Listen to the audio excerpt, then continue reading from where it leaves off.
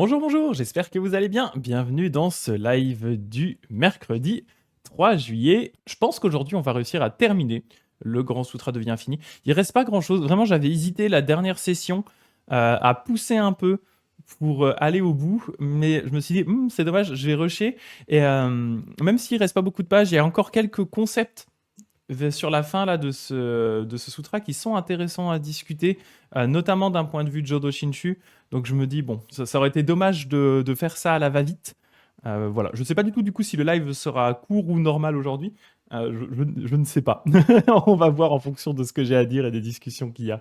Parce que techniquement, il n'y a pas beaucoup de pages, mais on sait tous comment ça peut vite partir avec des tunnels. Donc, salut Jardin de thé. Donc bon, on va voir. Petit rappel, hein, donc le Grand Sutra de Vie Infinie, c'est vraiment parmi ces trois sutras qui forment la base des sutras, donc des textes sacrés du bouddhisme de la terre pure, hein, notamment de ma branche Jodo Shinshu dans laquelle j'ai été ordonné. Le Grand Sutra de Vie Infinie, c'est le sutra, on va dire, principal parmi ces trois sutras. C'est vraiment celui qui est considéré comme le plus important, on va dire le plus ultime par rapport aux deux autres. Et c'est ce qu'on avait discuté un peu la dernière fois, hein. Notamment Shinran, le fondateur du Jodo Shinshu, il voit à travers ces trois sutras une forme de gradation en disant, voilà, il y a le sutra des contemplations et le petit sutra d'Amida qui sont considérés comme des sutras un peu auxiliaires, hein, des sutras qui sont importants mais qui représentent une forme de moyen adapté, et le grand sutra d'Amida qui vraiment, lui, apporte vraiment les clés du bouddhisme de la terre pure. Et donc ce sutra, hein, pour le résumer, alors là vraiment très très rapidement parce qu'on est à la dernière session, donc je vais pas tout refaire, ça nous raconte l'histoire de ce petit bodhisattva qui s'appelle Dharmakara, qui est devenu un Bouddha qui s'appelle maintenant Amida. Il a changé de nom. Amida, c'est le Bouddha de la vie infinie et de la lumière infinie. C'est le Bouddha le plus vénéré globalement, hein, dans toute l'Asie du grand véhicule, l'Asie Mahayana. Et donc ce Bouddha, il a fait le vœu de créer une terre, qu'on appelle une terre pure, un environnement purifié, dans lequel les gens vont pouvoir aller pour pratiquer le bouddhisme. Cet environnement, il a été compris d'une façon très littérale, hein. On disait, effectivement, c'est vraiment un environnement physique situé à des milliards de milliards d'années-lumière de notre monde, dans lequel on va pouvoir renaître après la mort. Un environnement dans lequel on pourrait du coup pratiquer beaucoup plus facilement le bouddhisme que dans notre monde où c'est un petit peu la galère. Et salut Sab qui vient d'arriver aussi.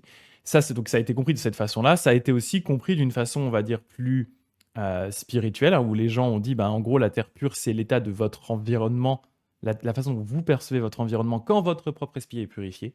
Et il y a des éléments aussi intermédiaires, des visions un peu intermédiaires, notamment Shinran, le fondateur du Jodo Shinshu, mon école, qui dit que, en fait, pour lui, simplement, la terre pure, c'est l'équivalent, la véritable terre pure est l'équivalent du nirvana. Donc voilà, en fait, on atteint la naissance dans la terre pure dans ce monde-là, et en fait, à la mort, on atteint l'équivalent du nirvana, ou parinirvana, si vous voulez. Voilà, plusieurs façons de le comprendre. Donc on en était en gros en train de parler de tout ça, et là, on en était vers la fin.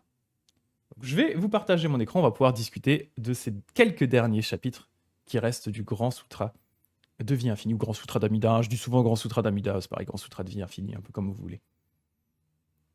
Alors, le chapitre 26. Le Bodhisattva Maitreya s'adressa au Bouddha et lui dit « Honoré du monde ». Ah oui, petit rappel, hein, ce sutra-là est raconté par le Bouddha Shakyamuni, donc le Bouddha historique qui a existé dans notre monde. C'est le Bouddha Shakyamuni qui parle d'un autre Bouddha qui est le Bouddha Amida. Et donc il discute en ce moment avec Maitreya. Et donc Maitreya lui pose la question, honoré du monde, en ce monde-ci, combien y a-t-il de bodhisattvas sans recul qui iront renaître dans ce pays de Bouddha? Le Bouddha répondit à Maitreya, en ce monde-ci, il y a 67 millions de bodhisattvas sans recul qui iront renaître dans ce pays. Chacun d'eux a rendu hommage dans le passé à d'innombrables Bouddhas. Dans l'avenir, ils seront comme Maitreya. Sachant que le Bouddha s'adresse lui-même à Maitreya, en fait, ils seront comme toi, voilà, ils vont être même genre que toi. Quant aux bodhisattvas de petite pratique et à ceux qui ont cultivé peu de mérite, il est impossible de dire le nombre de ceux qui iront renaître là-bas. Donc, qu'est-ce qu'on veut dire par là? Déjà, il fait ici à nouveau une distinction entre deux types de pratiquants, hein. Les pratiquants qu'il va appeler sans recul, donc c'est-à-dire des bodhisattvas qui ont atteint l'état dans lequel ils ne peuvent plus reculer sur la voie des bodhisattvas, parce que pour rappel, hein, la voie des bodhisattvas a été traditionnellement perçue comme étant une voie graduelle faite d'étapes, et en fait, tant qu'on n'a pas atteint une certaine étape, eh bien, et un palier, un checkpoint, hein, si vous voulez, tant qu'on n'a pas atteint le checkpoint de Bodhisattva, eh bien, il est possible de reculer dans sa pratique. Dans le bouddhisme de la terre pure, on va contrebalancer ça en voyant en fait la voie des bodhisattvas de façon beaucoup plus soudaine, plus que graduelle. On en avait aussi un petit peu parlé avant. Hein. L'idée, c'est de dire que d'après le Jodo Shinshu, d'après en fait même ce sutra, hein, le bodhisattva Dharmakara, donc Amida, hein, a fait le vœu que en fait les personnes qui s'en remettront à lui atteindront en fait l'état de sans recul. Et Shinran, la façon dont lui il a compris ça, c'est de dire que ils atteignent l'état de sans recul en fait dès cette vie-ci, c'est-à-dire à partir du moment où on s'en remet au Bouddha Amida, à partir du moment où on prend les valeurs de compassion et de sagesse absolue du Bouddha et on en fait le centre de notre vie et on voit le monde à travers ça, à ce moment-là en fait on saute par-dessus les étapes normales de Bodhisattva et on atteint directement le checkpoint. C'est comme si on prenait un raccourci, hein, hop, on prend un petit raccourci et on arrive directement au checkpoint plutôt que d'avoir à passer toute la galère avec tous les mobs à tuer d'un peu partout dans Elden Ring. Voilà, on atteint directement un checkpoint. Donc ça se fait pour nous dès notre vie-ci. Donc la façon dont Shinran va comprendre ce passage-là, on dit en ce monde-ci, il y a 67 millions de bodhisattvas sans recul qui iront renaître dans ce pays. En fait, pour Shinran, c'est 67 millions de personnes sans recul. Eh bien, en fait, ce sont globalement nous, c'est-à-dire les personnes qui, dans leur vie de tous les jours, s'en remettent au Bouddha Amida et atteignent ce qu'on appelle Shinjin dans le Jodo Shinshu. Hein. C'est vraiment cette idée, cet état dans lequel on s'en est remis entièrement au Bouddha et on voit le monde, entre guillemets, entouré par la lumière et la compassion du Bouddha Amida, et on ne peut plus reculer. Shinran, il va appeler cet état, en fait, un état qui est comme le diamant, un cœur de diamant, en fait, parce qu'en fait, il est incassable. Donc, ces 67 millions de bodhisattvas, eh bien, globalement, c'est les pratiquants qui s'en sont remis entièrement au Bouddha Amida, et qui, du coup, ont atteint l'état de sans recul, et qui seront certains de devenir des Bouddhas. C'est pour ça que ici, Shakyamuni dit ils seront comme Maitreya, donc ils seront comme le futur Bouddha. Ça, c'est un point dont aussi on a déjà discuté. Hein. Ça permet de revenir sur pas mal de points dont on a discuté dans les chapitres précédents.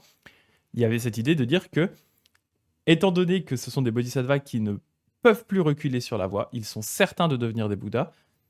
Et ils sont même certains de devenir des Bouddhas, en fait, dès qu'ils meurent. C'est-à-dire, en gros, ils n'ont plus que cette vie-ci avant de devenir des Bouddhas. Eh bien, ils sont comme Maitreya, le futur Bouddha, qui lui aussi est, dans cette vie, à sa dernière renaissance et va atteindre l'état de Bouddha. La seule différence réelle entre les deux, c'est que, enfin les deux seules différences réelles, c'est que Maitreya, lui, c'est un pratiquant qui a suivi une voie graduelle, donc il a mis des plombes et des plombes à y arriver, alors que nous, c'est une voie qui est plus soudaine.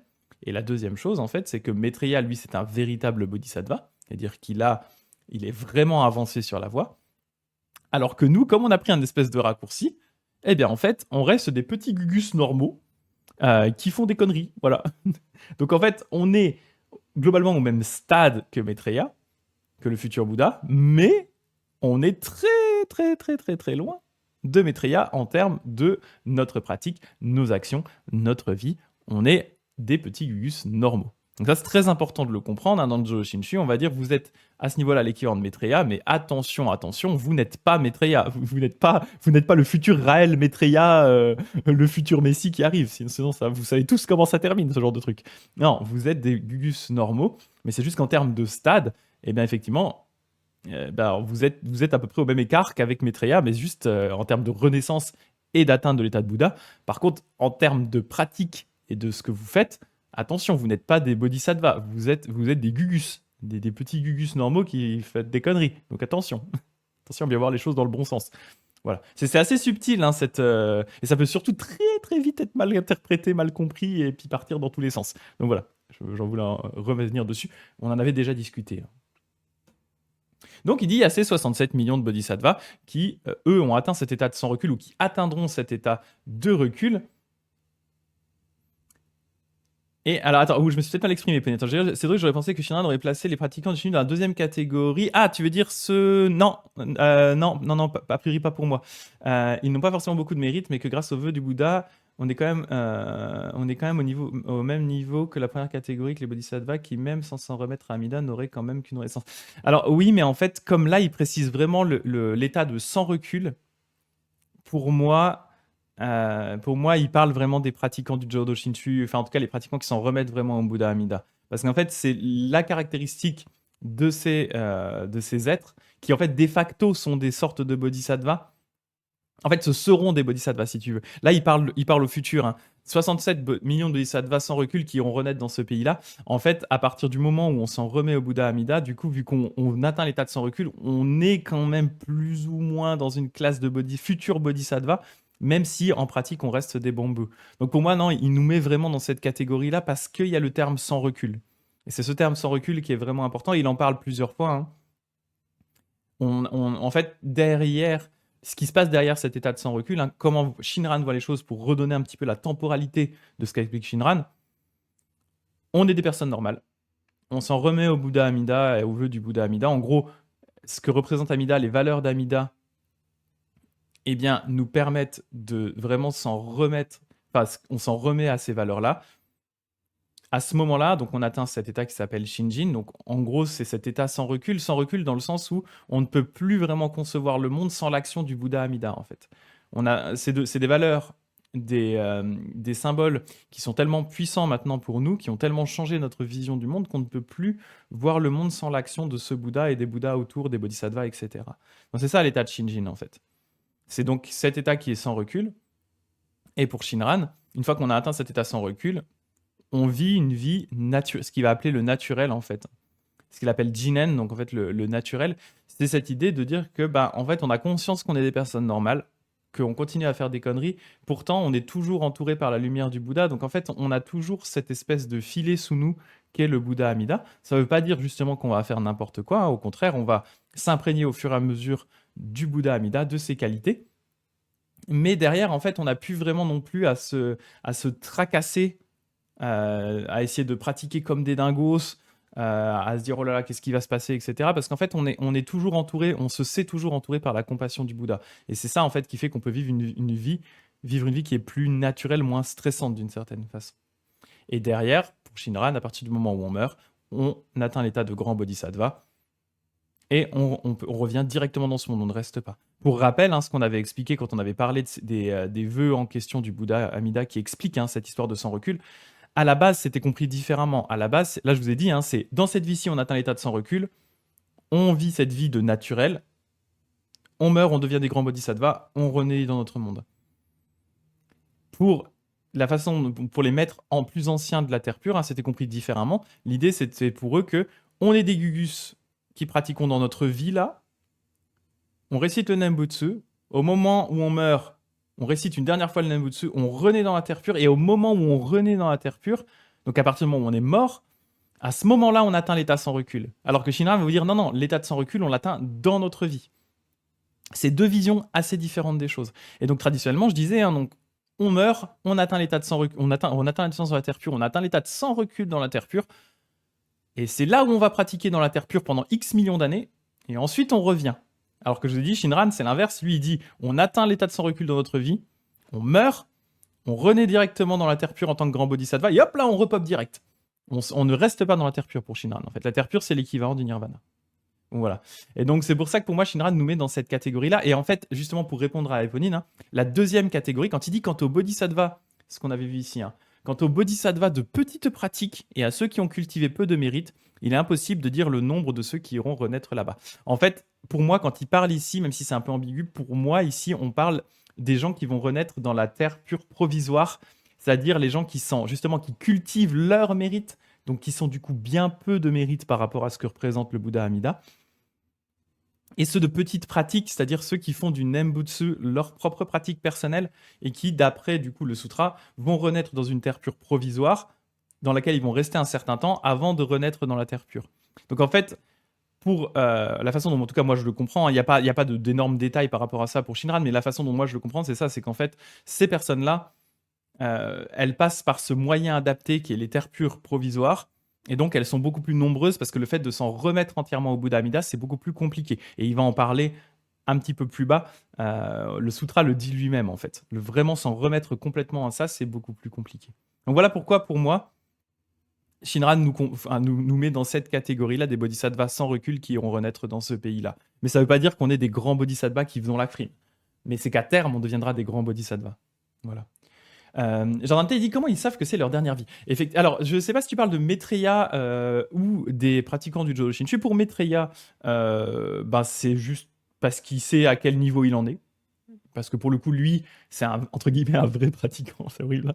C'est un vrai pratiquant. Il a gravi tous les échelons. Il sait exactement où il en est. Il a reçu l'annonciation des Bouddhas. Voilà, lui, il a suffisamment de sagesse pour savoir où il en est. Par contre, nous, en tant que petit Gugus, en vrai, on n'en sait rien. Shinran le dit lui-même, hein, il le dit, je ne sais pas si concrètement ce que je pratique là, ça va être le germe de ma naissance dans la terre pure ou potentiellement ça va me faire renaître en enfer. Je ne sais pas.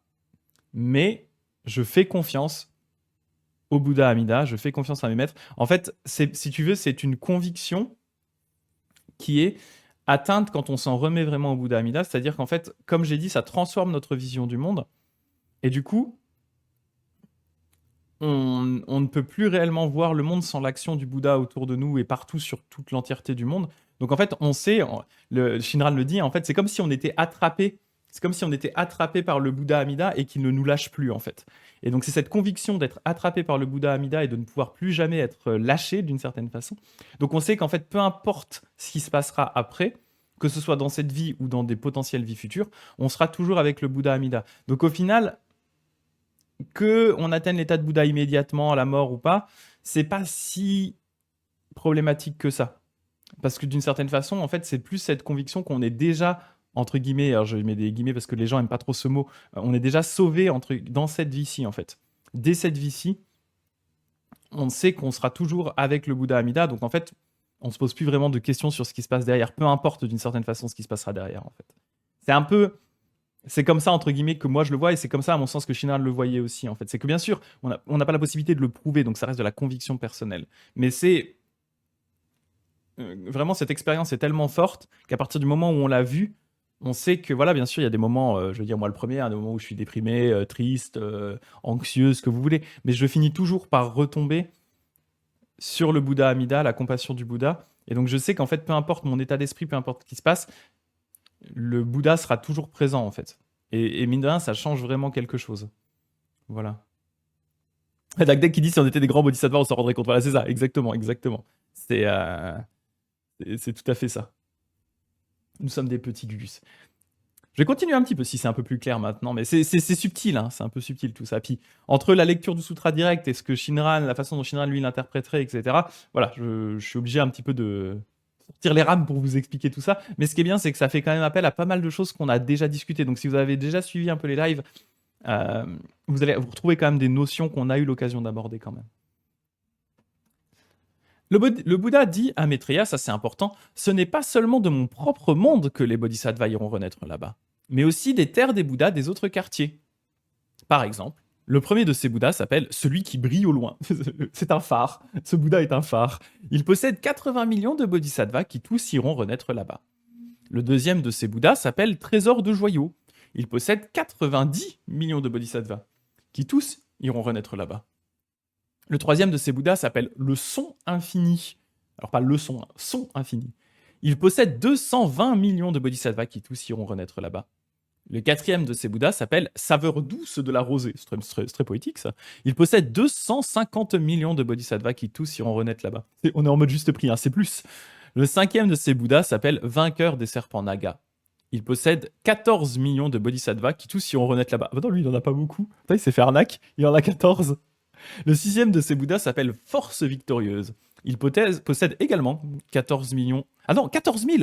Oh la tristesse, 14 000 bodhisattvas qui tous iront renaître là-bas. Il n'y a pas beaucoup. Le septième de ces Bouddhas s'appelle Lion. Il possède 500 millions de bodhisattvas qui tous iront renaître là-bas. Le huitième de ces Bouddhas s'appelle Lumière dissipant les souillures. Il possède 80 millions de bodhisattvas qui tous iront renaître là-bas. Le neuvième de ces Bouddhas s'appelle Sommet de vertu. Il possède 60 millions de bodhisattvas qui tous iront renaître là-bas. Le dixième de ces Bouddhas s'appelle Merveilleuse montagne de vertu. Il possède 60 millions de bodhisattvas qui tous iront renaître là-bas. Le 11e de ces Bouddhas s'appelle Roi des humains. Il possède 10 millions de bodhisattvas qui tous iront renaître là-bas. Le 12e de ces bodhisattvas s'appelle Fleur insurpassable. C'est joli aussi, fleur insurpassable. Ils possèdent des bodhisattvas innombrables, impossibles à dénombrer. Ils sont sans recul, sages et braves. Et ils ont rendu hommage à d'innombrables Bouddhas. En 7 jours, ils se sont emparés des qualités éprouvées que les grands sages cultivent durant 100 milliards d'âges. Ces bodhisattvas iront tous renaître là-bas. Le 13e de ces Bouddhas s'appelle Absence de crainte. Il possède 790 millions de grands bodhisattvas. Quant aux petits bodhisattvas et aux moines qu'ils possèdent, des petits bodhisattvas. Petits bodhisattvas et aux moines qu'ils possèdent, il est impossible de dire leur nombre. Tous iront renaître là-bas. Le Bouddha dit à Maitreya, ce n'est pas seulement de ces 14 pays de Bouddha que les bodhisattvas iront renaître là-bas. En effet, il en va de même pour ceux qui sont allés renaître dans les innombrables pays de Bouddha qui sont dans le monde des 10 quartiers. Ceux-là sont extrêmement nombreux et on ne peut les compter.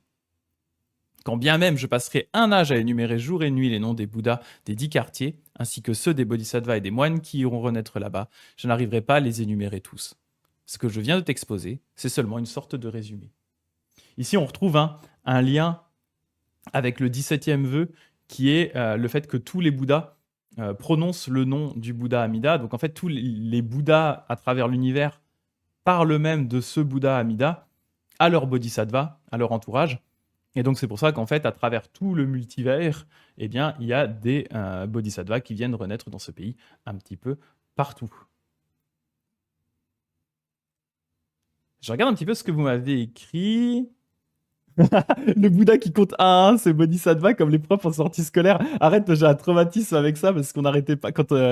Juste pour la petite anecdote, rapide, l'année dernière, on a fait un voyage scolaire au Japon avec les élèves de la formation Objectif Japon de ma femme. Donc on était plusieurs accompagnants, mais il y avait notamment Sophie, moi, Betty. Et puis après, on était aussi entourés par nos autres employés, Aurélie et Philippe, qui étaient là aussi. Et en fait, Betty, qui était vraiment responsable, qui avait organisé le voyage, et puis elle est très très, en fait, elle est très très anxieuse du fait de perdre quelqu'un. Et du coup, à chaque fois qu'on allait quelque part, elle recomptait tout le monde. Et heureusement qu'on n'était pas 70 millions de bodhisattvas, parce que je te dis pas qu'il faut faire l'appel. Alors, le bodhisattva Longnat. Ouais. Bodhisattva, œil qui perce le néant. Ouais. Tu imagines quand on a 70 millions, c'est pas fini. Ouais, comme dit Nagdeg, pour les sorties scolaires, c'est un peu chaud à compter là quand même. Et salut Cassanlis. Bonjour Greg, je ne savais pas que tu streamais. C'est cool de pouvoir découvrir ce que tu fais. Merci beaucoup. Mais je ne sais pas qui tu es avec ce pseudo Twitch. Mais salut.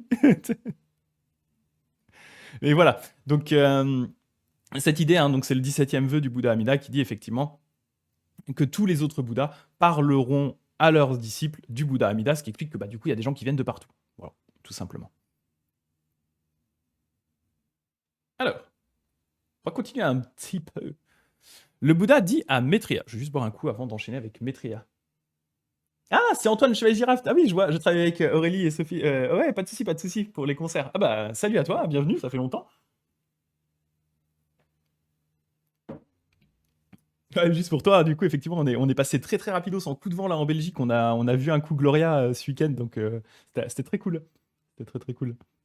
Ça faisait longtemps qu'on l'a pas vu. On a vu Gloria et David, parce que Gloria a organisé son événement de K-pop, du coup on l'a vu, ça faisait un petit bout de temps, on les a vus les deux, c'était assez cool. Ouais. Le Bouddha dit à Maitreya, donc, celui qui a la chance d'entendre le nom de ce Bouddha et se met à exulter de joie, ne serait-ce qu'en une seule pensée, sache que cet être en retire un grand profit. Considère qu'il est rempli d'un surpassable mérite. Donc ça, c'est toujours la même idée, c'est l'importance du nom de ce Bouddha et le fait d'en exulter de joie, c'est ce que je disais, c'est le fait vraiment de s'en remettre à la compassion de ce Bouddha-là, c'est-à-dire être tellement impressionné par les valeurs que représente ce Bouddha-là que on se met à en exulter de joie, ne serait-ce qu'en une seule pensée. Donc là, c'est Shinjin, du coup, vraiment. À ce moment-là, on en retire un grand profit, on est rempli d'un surpassable mérite, on atteint l'état de sans recul.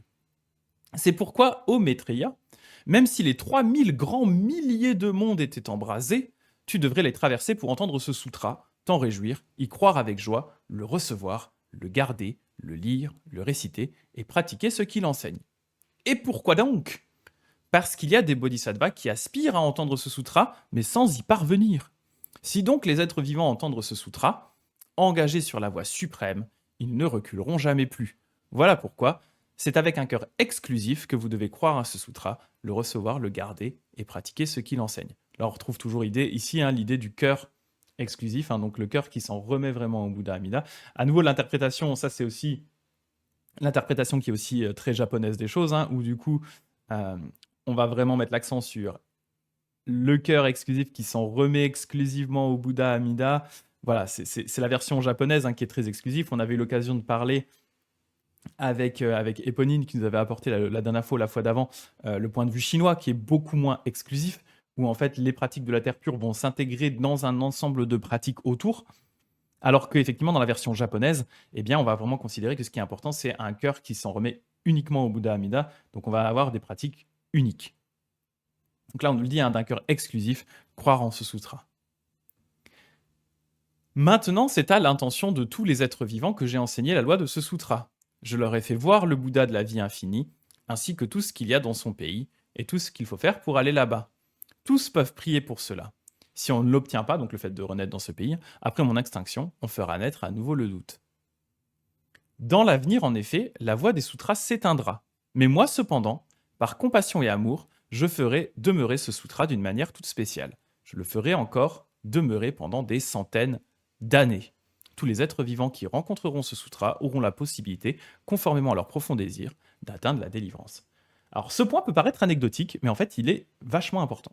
En gros, là, ce qu'on nous dit, c'est que on nous reparle du fait que le bouddhisme, dont une des marques principales, c'est l'impermanence, un des thèmes principaux, c'est l'impermanence, eh bien, on vous dit que, comme c'est l'impermanence, eh bien, le bouddhisme lui-même, dans notre monde, au bout d'un moment, va finir par se dégrader et disparaître. Ça a été, et je ne sais plus, en vrai, j'ai réfléchi ce matin, mais j'ai pas eu le temps de vérifier. Je ne sais plus si on en a déjà parlé ou pas. Enfin, en tout cas, si on a vraiment parlé de ça dans le détail ou pas. Cette idée de la disparition progressive de la loi bouddhiste. Donc, bien sûr, comme je disais, comme l'impermanence de toute chose, c'est un peu au cœur du bouddhisme, eh bien, ça s'applique également aux enseignements. Donc, les enseignements vont se dégrader et vont finir par disparaître. Et en fait, là, ce qu'on nous dit ici, c'est que malgré le fait que tous les enseignements auront disparu, le Bouddha, il aura mis une espèce de buff de résistance, d'endurance sur ce sutra-là, qui fait que même si tous les autres ont disparu, lui, il se maintiendra encore dans le monde pendant un certain temps. Il va rester genre, je suis encore vivant, je suis encore en vie. Et il restera comme ça pendant quelques centaines d'années, là où tous les autres auront disparu. Et donc ceux qui continueront à appliquer ce qui est ici, c'est-à-dire notamment le fait de s'en remettre au Bouddha, eh bien pourront continuer à profiter de ses bénéfices, même si techniquement, le reste de la loi bouddhiste aura entièrement disparu.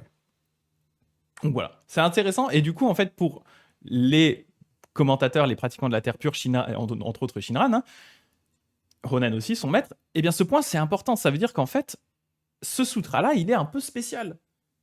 Contrairement à d'autres sutras où on va vous dire « Ah ouais, si vous l'appliquez pas, vous allez douiller vos mères, si vous brûlez le sutra, ça va être horrible, etc. » Plutôt que de faire un peu des espèces de chantage bizarre, là, en fait, on vous dit juste « Non, ce sutra, il est spécial parce qu'en fait, il est tellement pratique et il marche tellement bien qu'il va avoir un buff de résistance qui va lui permettre de résister pendant plusieurs centaines d'années alors que tous les autres sutras auront disparu. C'est donc que ce sutra-là est spécial. » En tout cas, c'est comme ça que Shinran va le comprendre. C'est ce sutra-là, c'est le seul qui a ce pouvoir particulier de pouvoir continuer à aider les gens, même quand le reste du bouddhisme aura disparu. Il restera à nous encore efficace pendant cette période-là. Alors, je regarde. Ah oui, on en a déjà parlé, c'est une notion très importante, donc ça fait pas de mal de remettre une couche. Ouais, on va en profiter, effectivement. On va en reparler. Donc, justement, c'est l'occasion de revenir sur cette histoire de déclin progressif du bouddhisme. C'est une notion qui est présente dès le début du bouddhisme, cette idée que le bouddhisme va disparaître au fur et à mesure. Donc il va se dégrader, il va disparaître.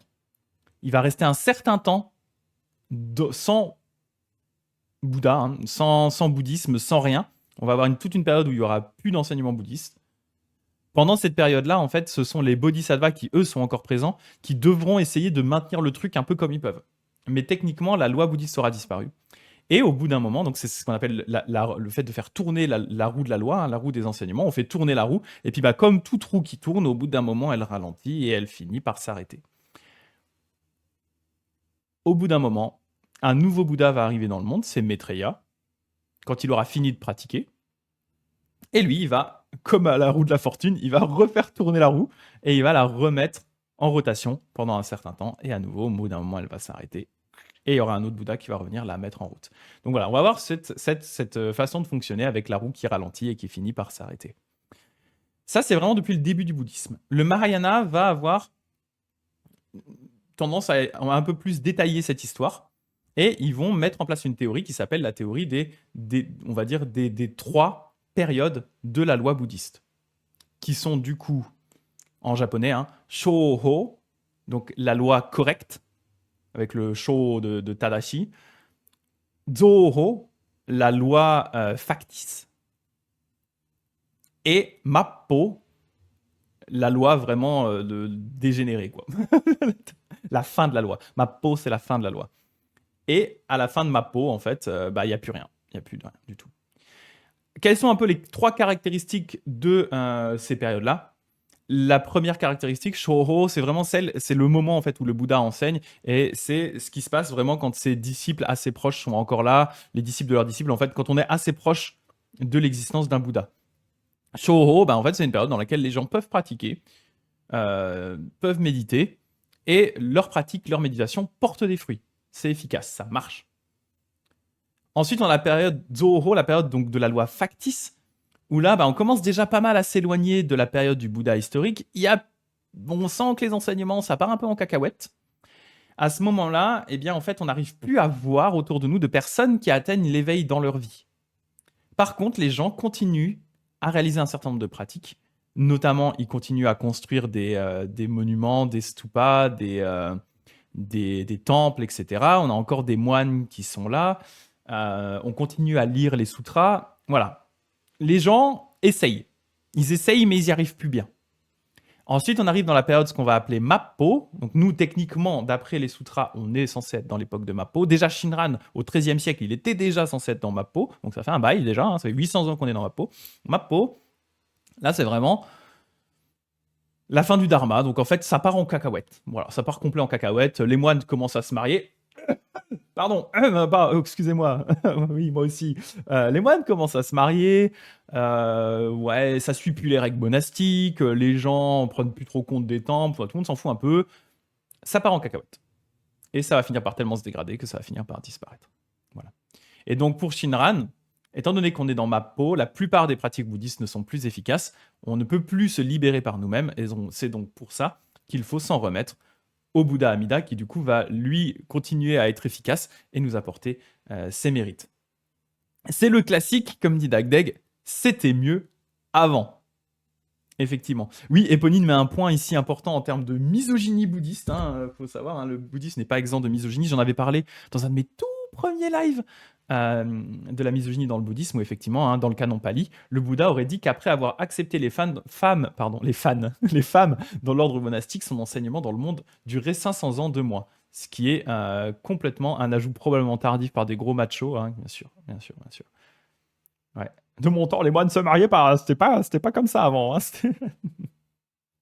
Donc je vais, et c'est là où je ne sais plus si je vous avais déjà lu ça ou pas. Je voulais vous lire justement un petit passage donc sur Mappo qui est issu de mon commentaire au Shoshinge pour discuter un petit peu ça. Je vais vous le lire. Je vais zoomer. Hop. Donc, on avait parlé des différentes pratiques sélectionnées par le Bouddha Amida. Maintenant, on va parler de Mappo. Donc, c'est le concept de la dégénérescence de la loi bouddhiste. Pour Shinran, nous vivons à une époque où il est devenu impossible de cultiver la voie bouddhiste et d'atteindre l'éveil par nous-mêmes, car la loi bouddhique, le dharma est trop dégénéré. Cette période, c'est ce qu'on appelle donc Mappo, et la troisième des périodes avec celle de Shōhō et Zōhō. Selon cette théorie, les enseignements bouddhiques perdent peu à peu de leur efficacité avec le temps, les capacités des pratiquants déclinant en parallèle. Ce déclin progressif culmine dans la période de Mappo, où la voie bouddhique va finir par s'éteindre, en attendant l'apparition donc du prochain Bouddha Maitreya. Donc tout ça, c'est ce que j'expliquais tout à l'heure.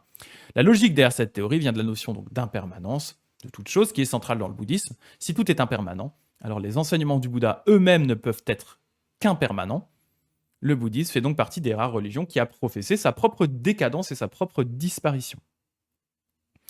De ce fait, les pratiques bouddhistes habituelles basées sur notre pouvoir personnel ne sont plus efficaces car les êtres ne sont plus en condition pour réellement se débarrasser eux-mêmes de leur ego et de leur vue fausse. La seule solution qui reste, c'est donc celle proposée par la Terre pure, selon Shinran, je parle de son Shinran ici, le fait de s'en remettre à la compassion et la sagesse du Bouddha Amida. C'est donc une force qui est extérieure et qui reste active malgré le fait que on soit dans la période de décadence de la loi. À titre d'information, donc cette période de Mappo, elle est caractérisée par 5 corruptions, qui sont l'apparition incessante de calamités, l'ignorance du principe de causalité, prolifération des passions mauvaises, dégénérescence du cœur et de l'esprit des êtres, réduction de l'espérance de vie des êtres. Ça, c'est assez drôle. Il y a cette idée dans les sutras qu'en fait, avant, on vivait plus longtemps, ce qui est complètement faux au niveau scientifique, mais c'est très drôle. En fait, plus on avance et moins on vit longtemps. Parce que la dégénérescence, quoi. Bien sûr, alors là, et justement, je vais nuancer tout ça. Quand on lit ces 5 corruptions, il nous apparaît clairement qu'il y a eu des périodes de l'histoire de l'humanité où elles étaient davantage présentes qu'à l'heure actuelle. Il suffit de se rappeler les périodes type peste noire, esclavage, guerre mondiale du siècle dernier, pour s'en convaincre. On peut donc à juste titre en venir à douter de cette notion de Mappo, de décadence telle qu'elle est décrite dans les sutras. Déjà du vivant de Shinran, cette théorie de Mappo n'était pas acceptée par tous ses contemporains. Parmi ses opposants célèbres, on trouvait Dogen, le fondateur du Zen Soto.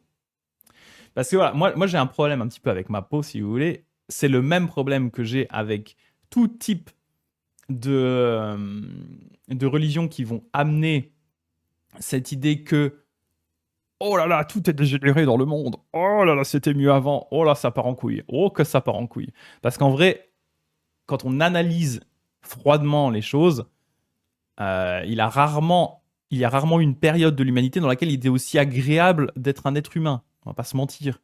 Je veux dire, là, en ce moment, je parle dans notre pays, entre autres, il n'y a pas de guerre. On peut se faire soigner si on a des problèmes.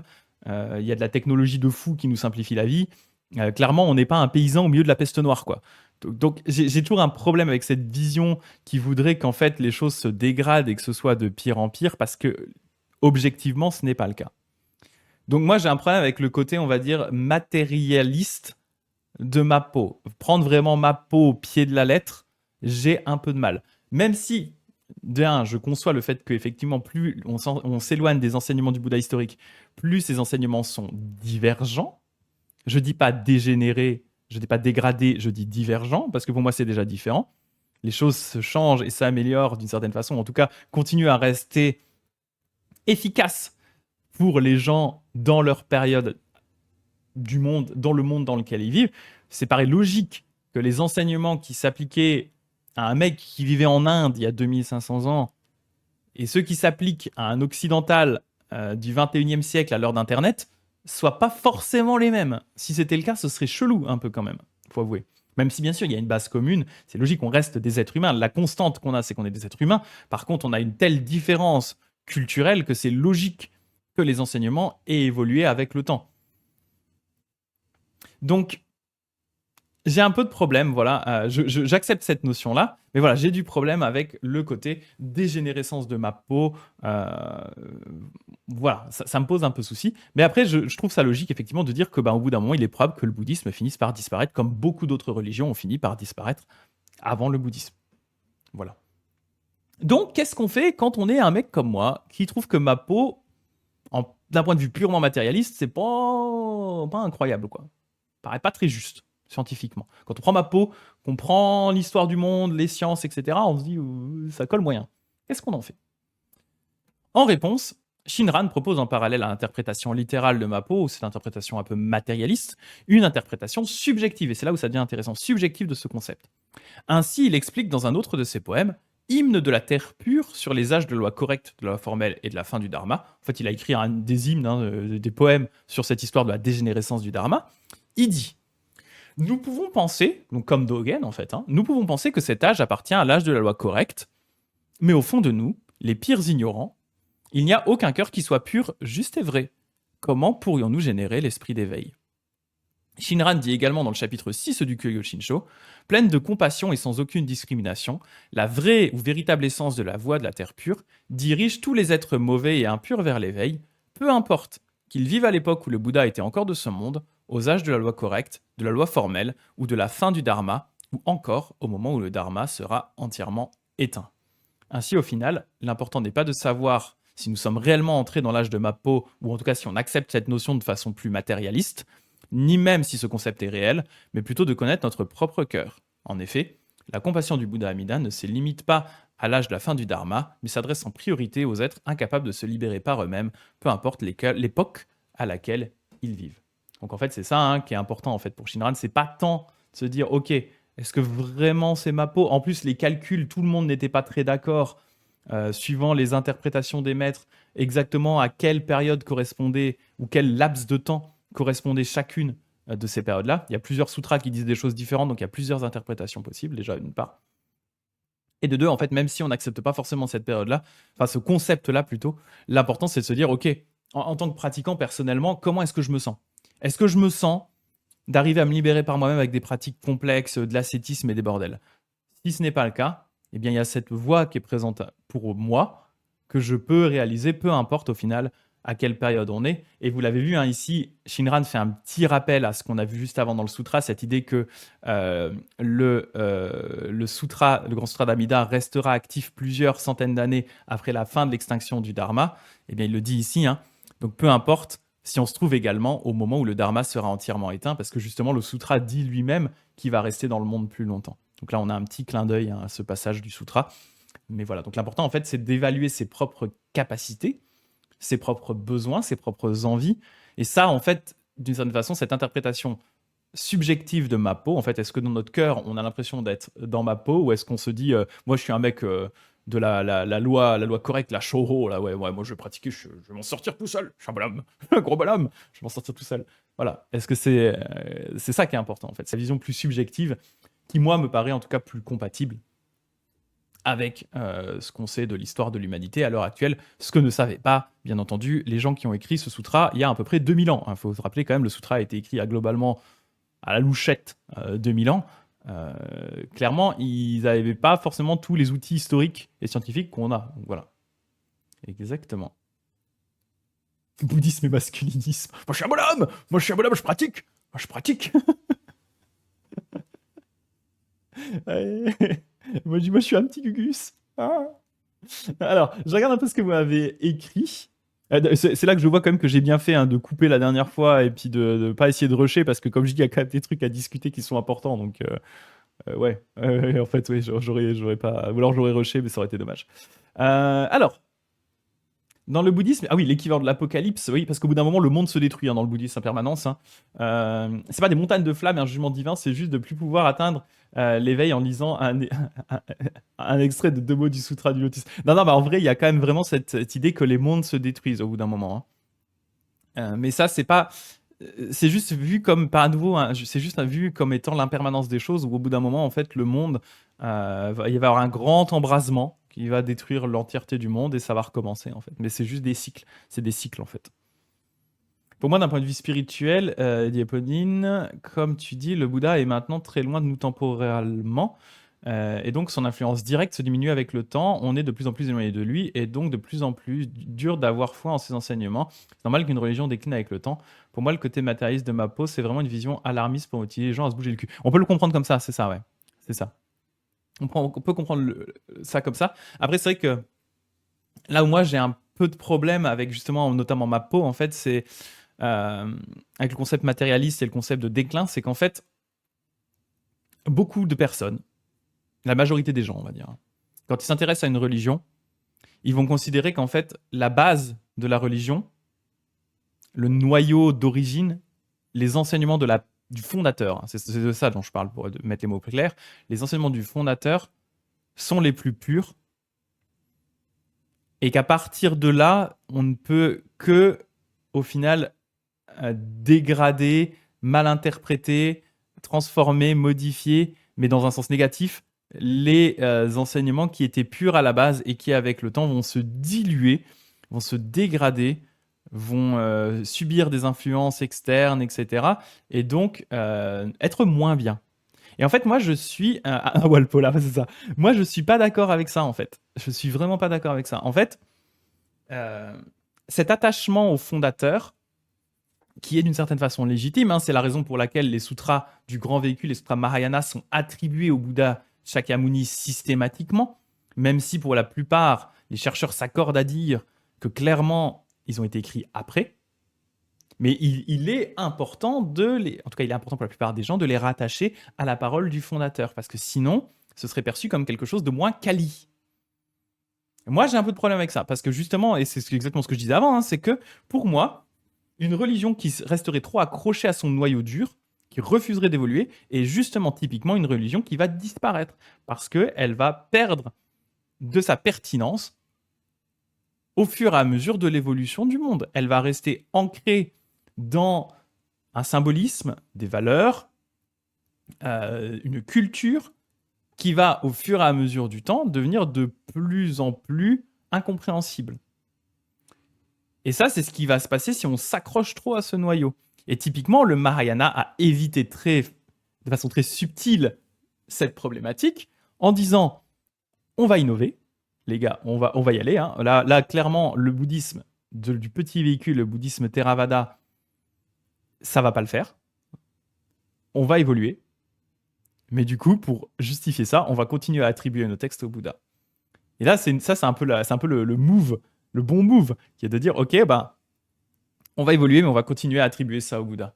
Et pour moi, voilà, si vraiment on cherche le cœur des enseignements, ce que d'ailleurs essayaient de faire beaucoup les chercheurs en bouddhisme, on va dire fin 19e, début première moitié du 20e siècle, ils essayaient de faire ça, ils essayaient vraiment de s'approcher le plus possible des enseignements du Bouddha, qui était perçu comme étant un philosophe assez rationnel, en opposition au Mahayana qui part vraiment dans un côté beaucoup plus religieux, et avec son extrême qui était perçu comme globalement n'importe quoi, qui est ma propre branche du bouddhisme, le Jodo Shinshu, le bouddhisme de la terre pure, où là les gens disaient mais attends, mais qu'est-ce que c'est que ce truc quoi, ça n'a plus aucun rapport. Si, ça a un rapport, ça a juste vraiment beaucoup évolué. Donc d'un côté, j'ai envie de dire, quand on est pratiquant du Jodo Shinshu, on a deux façons de voir les choses. Si on veut accepter ses propres enseignements du Jodo Shinshu, on a trois façons de voir les choses. La première, c'est de dire c'est n'importe quoi. C'est beaucoup trop éloigné du bouddhisme originel, donc on va pas suivre ça. Ça, c'est un peu la perspective qu'avaient les chercheurs en bouddhisme, comme je disais, fin 19e, première moitié du 20e, à considérer vraiment que le bouddhisme de la terre pure, c'était n'importe quoi. Après, on a deux approches pour les personnes qui, elles, acceptent le bouddhisme de la terre pure et ont envie de suivre ses enseignements. La première, c'est la technique que je vais appeler des œillères, qui est de dire ça a été enseigné par Shakyamuni, peu importe ce que disent les chercheurs, voilà, qui est valable, qui est possible. Et il y en a plein qui font ça. Et la deuxième technique, qui est la mienne, enfin celle que je suis, c'est pas moi qui l'ai inventée, hein, qui est celle que je suis, qui est de dire, eh ben en fait, c'est une évolution du bouddhisme qui me parle. Voilà, je me fiche entièrement de savoir qui l'a écrite. Si ça a été prêché par Shakyamuni, comme les textes le disent, si ça a été une évolution mixée avec des bouts de zoroastrisme ou je sais pas quoi, influence et tout ça, qui a ensuite été attribué au Bouddha, je m'en contrebalance en fait. Voilà, je m'en contrebalance. C'est parce qu'en fait pour moi ce qui est intéressant c'est est-ce que ces enseignements me parlent, est-ce que je les trouve efficaces. C'est la seule chose qui m'intéresse en fait. Comme disait Shinran, en fait moi je me fiche de savoir en gros si ça va m'emmener dans la terre pure ou en enfer. Il n'y a pas d'autres enseignements qui me parlent en fait. Donc au final c'est ça que je suis. Moi je préfère cette approche, hein, d'un point de vue personnel. Je préfère cette approche plutôt que le côté un peu dissonance cognitive où on te dit oui c'est le Bouddha qui a prêché, Bouddha Shakyamuni qui a prêché ces textes. Même si globalement l'histoire te dit que a priori c'est pas le cas quoi. Voilà. C'est Epony qui dit tant que ça marche, bah ça marche. Si une méthode mène à l'éveil, alors c'est une méthode de Bouddha. Exactement, dans le sens être ayant atteint la bouddhéité. C'est ça. Et en fait, moi, j'en avais déjà un peu parlé, mais en fait,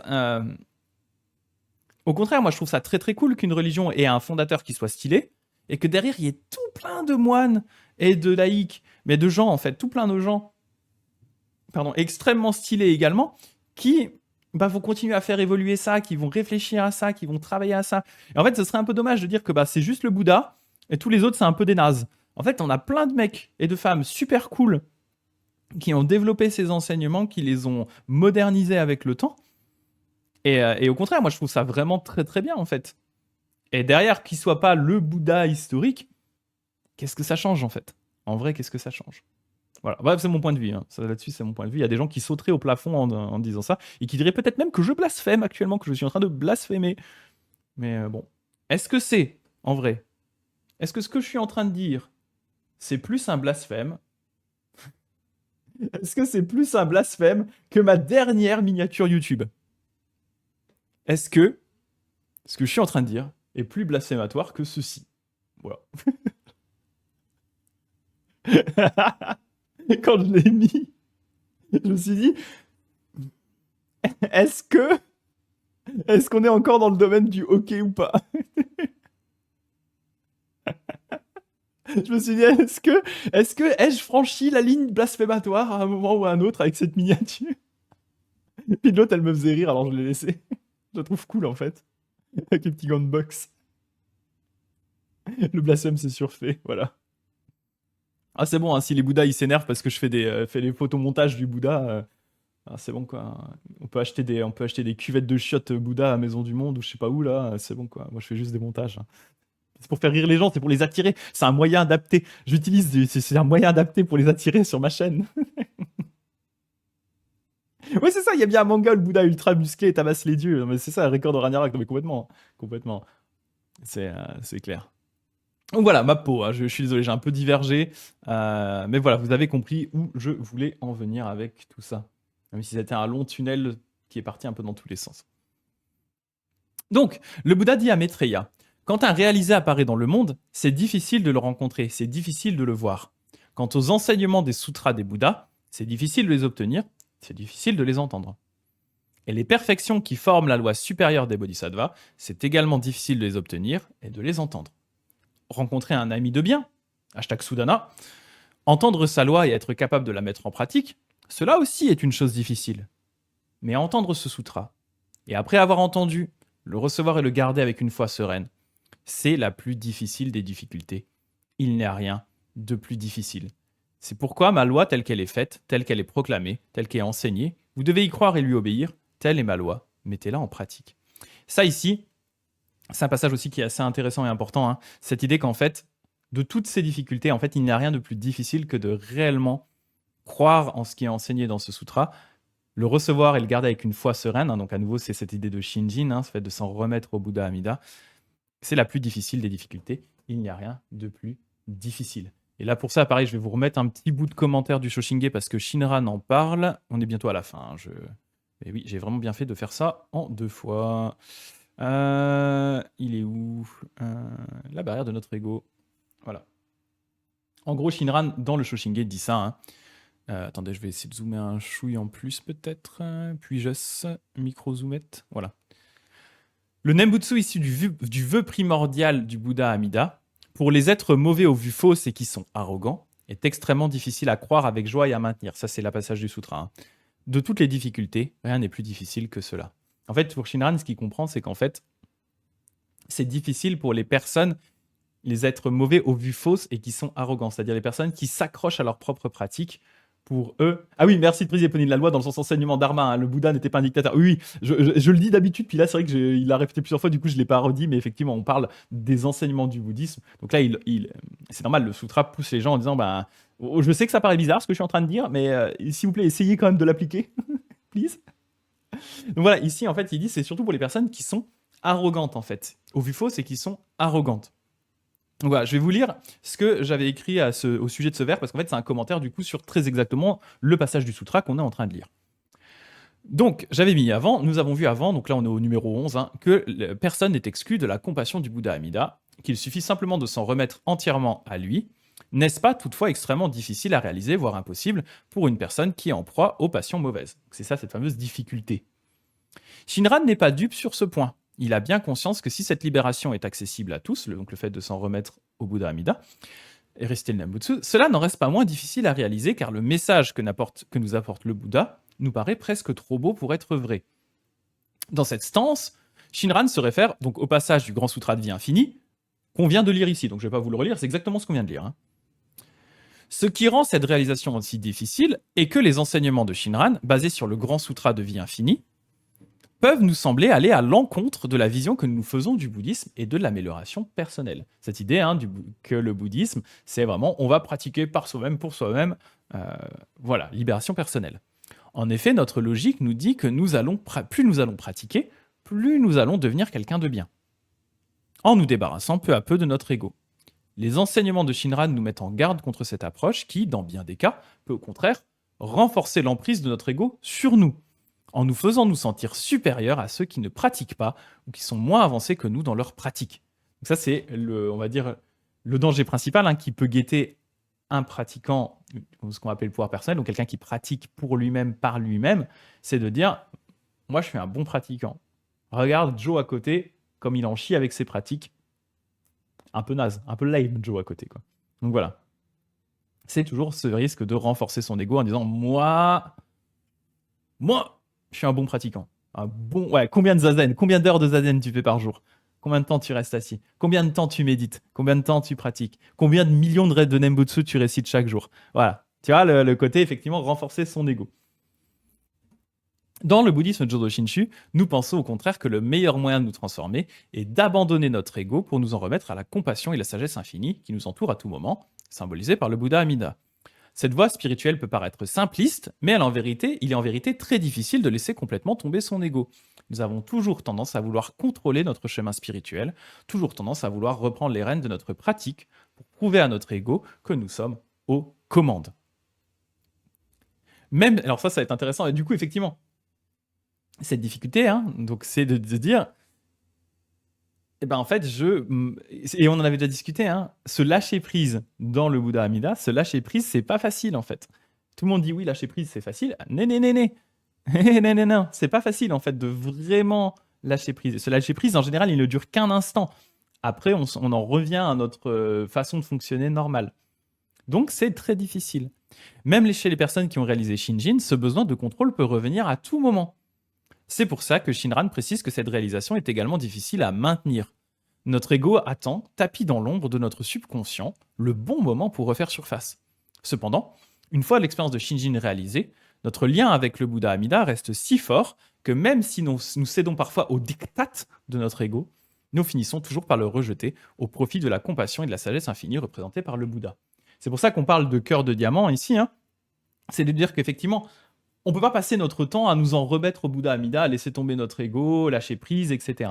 Mais il n'empêche qu'à partir du moment où on l'a fait vraiment une fois, où on a vraiment eu cette expérience, à ce moment-là, en fait, comme je disais avant, on est attrapé par le Bouddha Amida, en fait.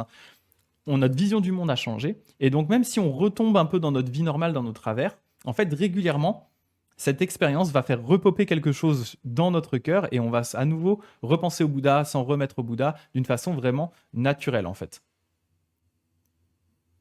Alors, Casalux, merci pour ton commentaire, mais par contre, alors je vais éviter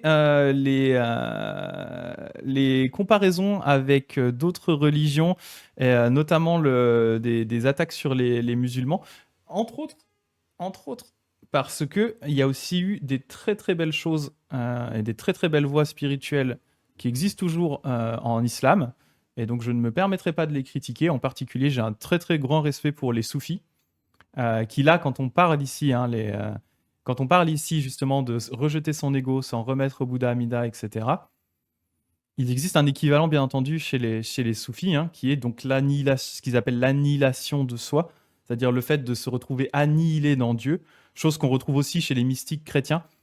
Il y a des similitudes dans chacune de ces branches-là, et donc vraiment attention. La vision qu'on peut avoir de l'islam, d'une forme d'islam radical, ne représente pas déjà l'entièreté de la religion. Et en plus de ça, il y a eu et il y a encore des très très belles choses en islam, et notamment vraiment, je dis les soufis. Il suffit de lire un petit peu de la poésie soufie, se renseigner dessus, c'est magnifique, et ça n'a rien à envier à d'autres traditions. Voilà, donc t'as pas tapé sur les copains, exactement. Voilà.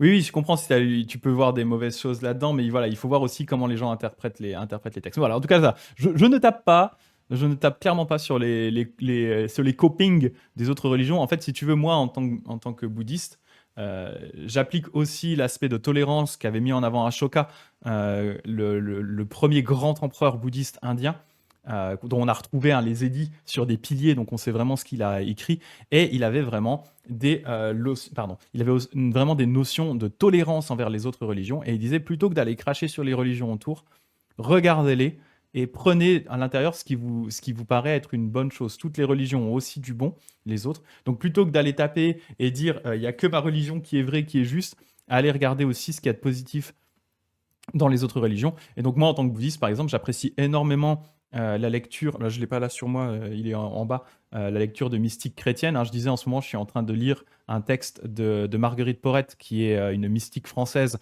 chrétienne du XIIIe siècle, contemporaine, quasiment contemporaine de Shinran. Ils ont eu une période de leur vie où ils ont vécu... il y a eu un laps de temps où ils étaient en vie les deux en même temps, ce qui était assez cool d'y penser, et qui est morte brûlée par l'Église.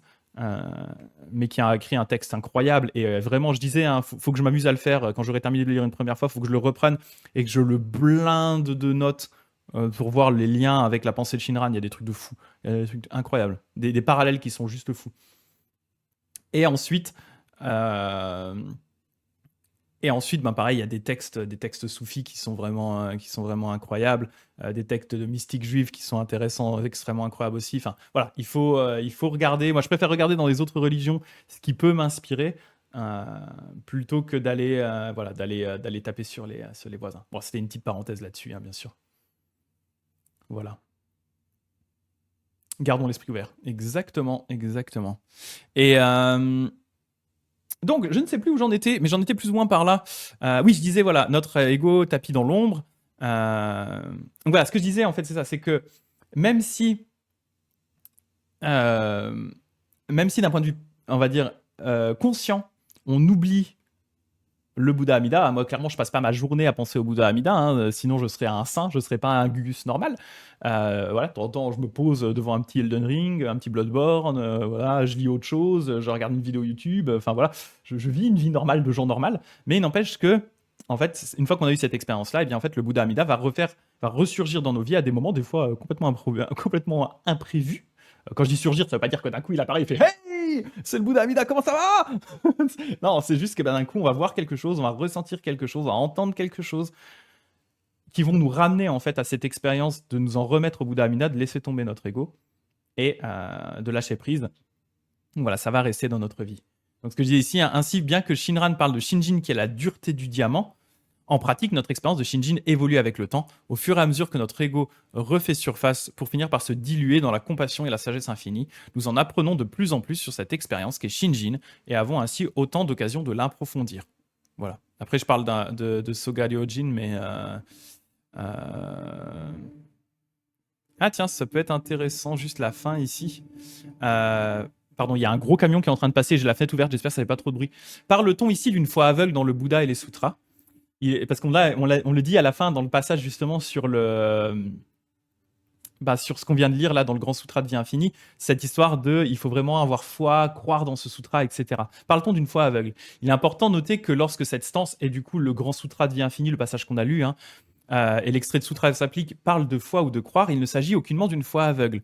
Par exemple, il ne nous est absolument pas demandé de croire à la lettre aux événements mythologiques et descriptions incroyables qu'on peut lire dans tous les sutras, notamment dans celui-ci.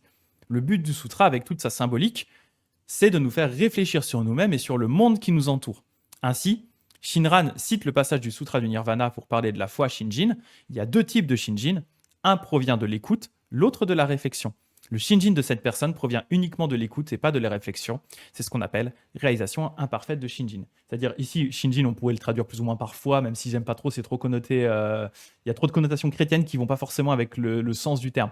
Mais on va dire cette conviction, le fait de croire à tout cela, si ça ne provient que de l'écoute, en disant Joe m'a dit que c'est comme ça, donc voilà, j'y crois, mais ne provient pas de la réflexion, c'est-à-dire on a pris le temps de mesurer tout ça, de le faire maturer en nous, etc.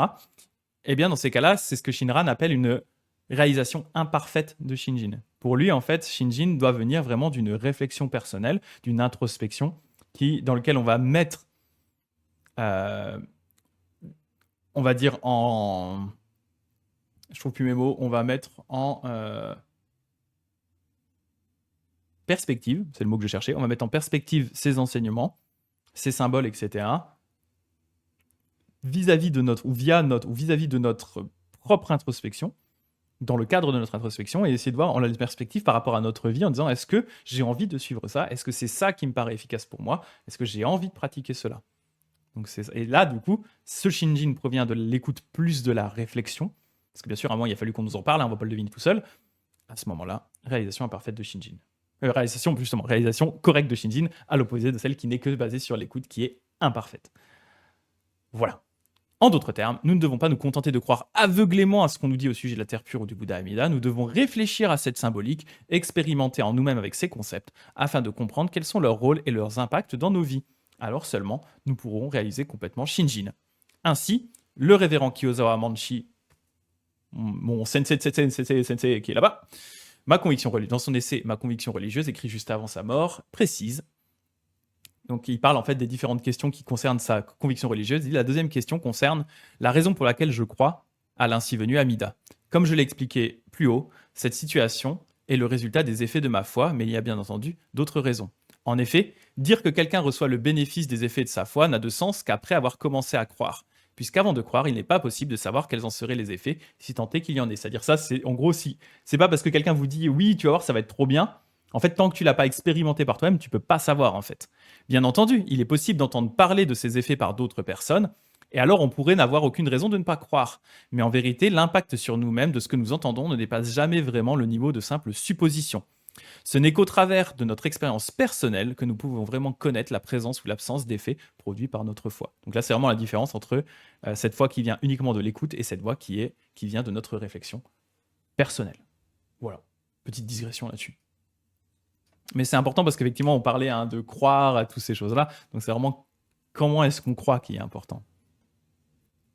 Voilà. Et du coup, on arrive sur globalement la fin. Hein. Tandis que l'honoré du monde exposait la loi de ce sutra, d'innombrables êtres vivants produisirent tous le désir de la suprême et parfaite illumination.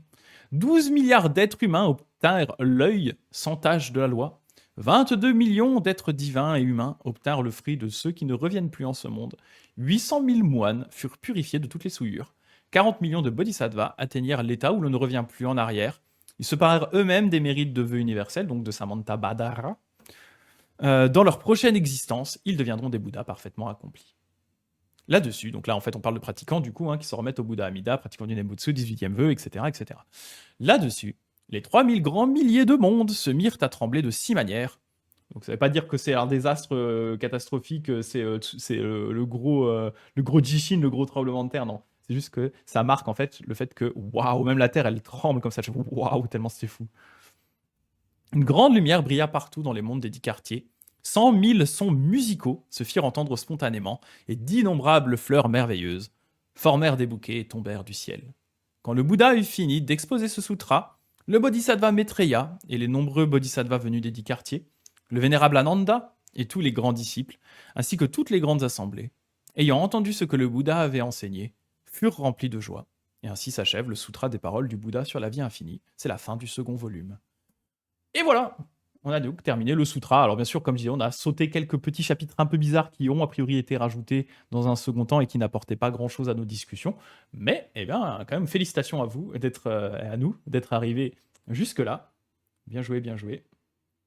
C'était cool, j'espère que ça vous a intéressé, ça vous a parlé. Je verrai du coup la semaine prochaine ce que je fais.